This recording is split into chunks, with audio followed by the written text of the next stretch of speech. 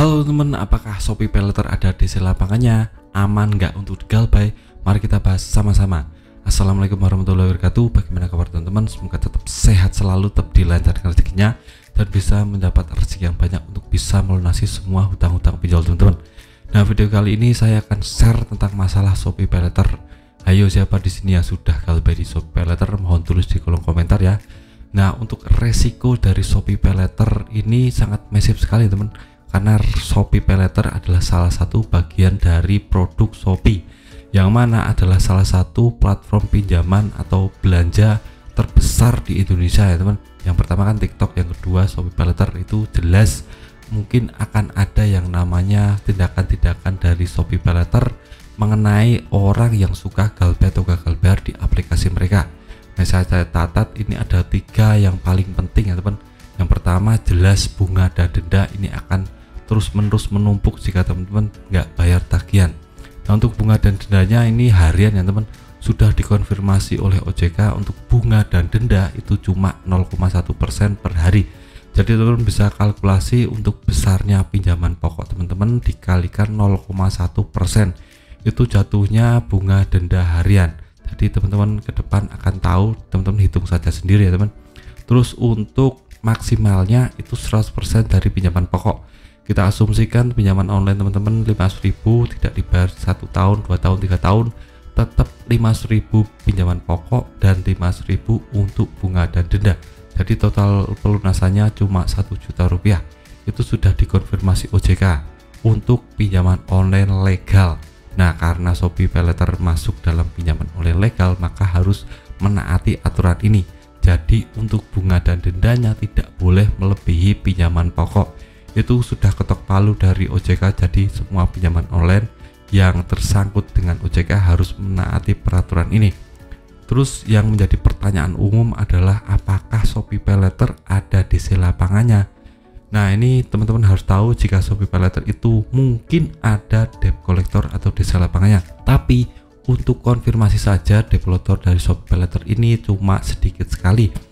Ini cuma seputar kota-kota besar di Indonesia ya teman. Jadi tidak menyeluruh, tapi cuma kota-kota terpilih di Indonesia yang ada debt collector dari Shopee Paylater. Misalnya nih, Jakarta itu pasti ada, Bogor pasti ada, Yogyakarta pasti ada, Bandung pasti ada, dan kota-kota lain yang termasuk kota-kota besar. Nah, teman-teman galbay di mana? Mohon tulis di kolom komentar ya teman. Nah, jika teman-teman sudah galbay atau gagal bayar di pinjaman online, maka harus siap didatangi debt collector, karena ini bagian dari resiko yang harus teman-teman tanggung. Tapi teman-teman harus tahu untuk kriteria yang akan ditagih itu juga bermacam-macam. Dari yang namanya nominal besar itu pasti akan datangi dari tempat domisili, itu juga menentukan akan didatangi debt collector atau tidak. Karena debt collector itu juga tidak terlalu banyak di Indonesia. Untuk Shopee Paylater ini termasuk yang di luar Jawa itu 100% aman ya teman, karena Shopee Paylater belum mencakup yang namanya pinjaman online debt collector di luar Jawa. Jadi lebih aman untuk yang namanya galbay di aplikasi Shopee Paylater jika teman-teman tinggalnya di luar Jawa. Dan jika teman-teman ingin tahu tentang cara penagihan atau hak dan kewajiban atau hal-hal yang berhubungan dengan penagihan pinjaman online, teman-teman bisa lihat di web OJK-nya. Teman-teman bisa search saja bagian POJK nomor 19 tahun 2023. Itu komplit semua ya teman, ada 23 halaman. Teman-teman bisa baca semua tentang penagihan debt collector, tentang hak dan kewajiban, tentang SOP penagihan. Itu komplit semua, bisa teman-teman baca dan pahami agar ke depan kalau sudah bertemu dengan debt collector, teman-teman bisa kuat mentalnya dan tahu informasi-informasi penting agar tidak kalah berdebat dengan yang namanya debt collector. Itu untuk yang kedua. Untuk slik OJK-nya gimana bang? Apakah Shopee Paylater menganut slik OJK atau tidak? Nah, saya konfirmasi di sini, Shopee Paylater juga melaporkan yang namanya slik OJK, karena ya salah satu syarat pinjaman online bisa mengajukan slik OJK adalah sudah bekerjasama dengan bank. Nah, Shopee Paylater konfirmasi sudah bekerjasama dengan bank. Jadi nanti ke depan akan ada yang namanya slik OJK untuk teman-teman. Jadi ini harus teman-teman pahami, jangan sampai teman-teman galbay tapi malah tidak tahu resikonya. Untuk itu saya buat video ini agar teman-teman lebih paham dan bisa teredukasi.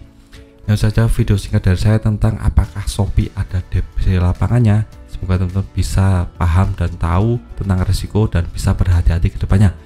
Saya berharap dan berdoa semoga teman-teman bisa melunasi semua hutang pinjamnya dan bisa terlepas dari dosa riba dan terlepas dari yang namanya jerat pinjaman online. Ini saja video singkat dari saya, semoga bermanfaat. Tetap semangat kehidupan yang lebih baik.